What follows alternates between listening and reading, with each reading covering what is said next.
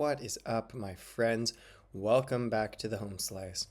I have in hand the formidable CPM 15V steel heat treatment formulated by Big Brown Bear, aka Sean Houston, knife sent to me by Sal Glesser and the team at Spyderco, and so you know it's gonna be a good day. But do you want to hear a funny story?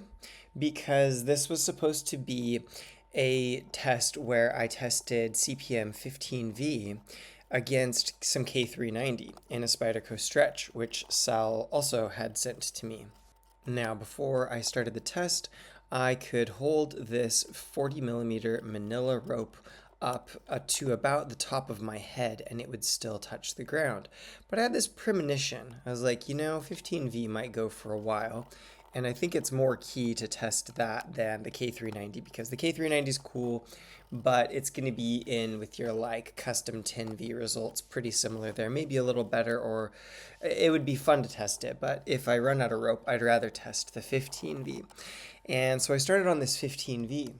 Well, each time I cut the rope, depending on how the shape of the end has turned out from the last cut, I got to cut off about half an inch to an inch in order to make it through the rope cleanly and make sure that I've cut every fiber.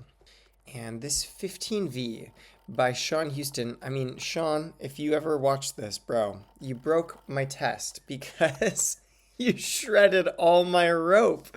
This thing cut so many times that I don't even have enough rope left to test K390, but let's get through the normal data first and then we will get to those final results. So initial best reading is a 162. For those of you who might be new to the channel, if you're trying to sharpen for minimum best, I recognize that's not super amazingly great, but this particular edge was sharpened dual grit. So I've sharpened one side with a 400 grit Atoma electroplated diamond stone from Japan, and the other side I've taken up really fine, returning only to that 400 grit Atoma stone on the coarse side to flip the burr back around. I've taken the finer side up to a 3 to 5 micron Veneve OCB diamond waterstone, also known as a resin bonded diamond waterstone. And then I've stropped both sides with some compound from my friend Max at Stroppy Stuff. I hit this edge with 10 solid stropping passes on a probably about a 10-inch long flat leather strop with 1 micron diamond compound, and that set this thing up to hit a 162 as an initial best reading. Now, keep in mind that if you sharpen dual grit, where you have a coarse stone only on one side of the edge and fine on the other, it leaves a little bit more flexible and aggressively textured steel at the edge. So it usually registers on a best machine a little bit more poorly than an equivalent fine edge. So most of the edges register anywhere from about 150 to 250. And so this is one of the better best readings. It's not the best dual grit best reading I've ever had. I think I was down around 100 grams on LC200N. It just took a pretty fine dual grit edge, but that said, it didn't last quite as long. So anyway, I've been leaving the edges a little bit rough and dual grit, just trying to do everything I can to minimize truly damaged steel, but I have not been micromanaging the numbers to keep them super low. So we've gone through the ergonomics of a Paramilitary 2 already. They're fairly good. I have a pretty good time doing these rope cut tests with a Paramilitary 2, although I did build up a callus on my thumb from using that thumb ramp. So I think in this test, I've sort of switched to a side grip, which works just fine. But the real story here is this 15% vanadium carbon powder steel and the beautiful 65 Rockwell heat treatment that Sean Houston has helped Spyderco put on it. I guess I should say that technically 15V can have as low as 14.5% vanadium, to be clear, by mass. But anyway, this thing cut like nothing I have cut with so far. Usually you have your more homogeneous steels that don't have a ton of alloy and a ton of carbide, and they have really good front end edge retention. Like they feel really crisp off the stones. They push cut through the rope really well, really smoothly, and then they round over with the abrasion, and then they don't cut as well in the later stages. It starts taking more and more force. And then usually you have your high alloy steels. I just finished a test on Maximet, which was truly mind-blowing. And your higher alloy steels, they don't start out as crisp, but they're very functional, and they sort of saw their way through the rope with relative fineness, not this like push-cutting, fiber-popping fineness, but a really good bite and grab to them that lasts a really long time, although they never generally reach that level of keenness that you find from your really smooth, homogeneous steels. 14C28N, LC200N, even MagnaCut have some of those, or Crewware have some of those characteristics. This knife like threaded this perfect balance in between the two. It was like fine and it was saw-like. It cut almost as keenly as some of the keener knives at the front end, you know, for the first 10 cuts in this. It was really popping through those fibers quite easily. With you could tell that the edge apex width was not increasing a lot. It was really small and fine still. But when it got to the working edge, guys, on this 15V was like Maximet on steroids. It just kept cutting and cutting and cutting and cutting. It was wild. Anyway, enough of that. The final result from this 15V is that it cut through this 40 millimeter Manila rope a total of 72 times before passing 400 grams on the best machine. That is a full 12 cuts longer than Maximet.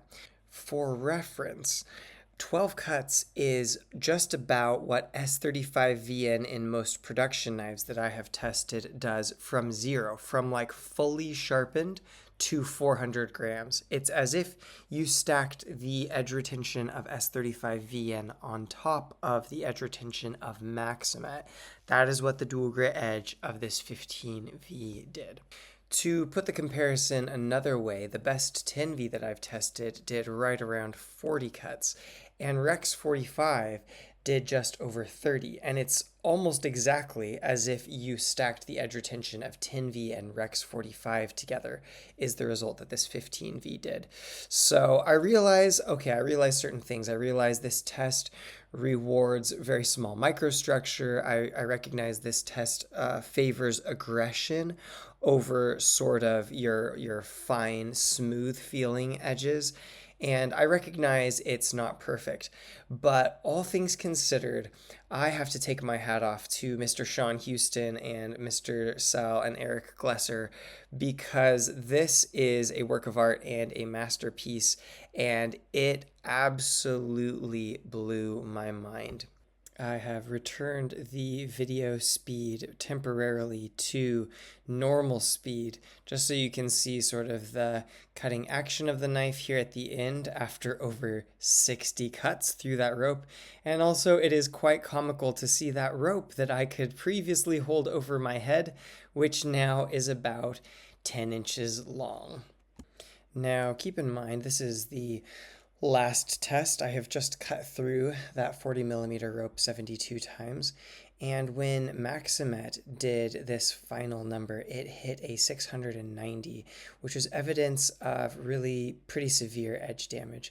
Also keep in mind that this speed you see on screen now is the speed that I do all of my best tests at. It's quite slow. It's very easy to produce a false result if you rush or push through the best test too quickly. The final reading after 72 cuts on this 15V is an impressive 441 grams on the best machine. Just keep in mind, that I've converted all of the best readings to negative numbers because for me it's quite intuitive to picture the falling of the line as the process of losing the edge. You can see I've cut a bunch of results because I've done many of these tests, but I've included some relevant results. So CPM 154, we're missing the last reading there on it because I sort of dropped the resolution to once every 4 cuts because that's how often I've been testing these crazy steels. It cut for a total of 13 times, and so that 12th reading is there. The 13th reading was below 400. But you can see CPM 154 is a really average stainless steel. Of all the stainless steels that I have tested, a lot of them do around that 10 to 13 cuts through the Manila rope. MagnaCut reaching out there to grab that 20 mark with a bit of a better reading. Our next best contender being Rex 45. I believe that was 32 cuts that Rex 45 did before passing 400 grams. My friend Jason sent me some really hard 10V, as I referenced, that did 40 cuts. And then last test, Maximet absolutely blew everything out of the water by doing 60 cuts before plummeting to a microchipped reading of 690 grams. Enter Sean Houston's CPM 15V. You can see that around the 40 cut area, it hasn't even broken a sweat. In fact, I would say it's at 65 cuts before it even begins to fall in earnest away from that 300 grams best line. For reference, most steels and most production knives are beyond 300 grams best in a normal edge or a dual grit edge after the first cut through the rope. Okay, so cruising around to 60 cuts and still clinging near to that 300 gram mark is absolutely mind-boggling. I don't know what else to say other than well done, Sean, well done, Spyderco. And I don't have enough rope to test my K390, so I'm gonna retire from rope cut testing for a while. I hope you guys have enjoyed these series. I think that it's given me enough data to sort of have a rough understanding of which steels are worth recommending dual grit for and what the sort of recommendations around dual grit are, and I think it will really help me to narrow in how to help people find the best edge, whether that's fine or coarse or dual grit or whatever, for the steel that they've got at the hardness that they've got it. And I have enjoyed this, so hopefully you guys have enjoyed this too. There's another video on screen now, and for the rest of you, I'll say, hey, peace out from the home slice. Hope you guys have a fantastic day. Thanks for watching.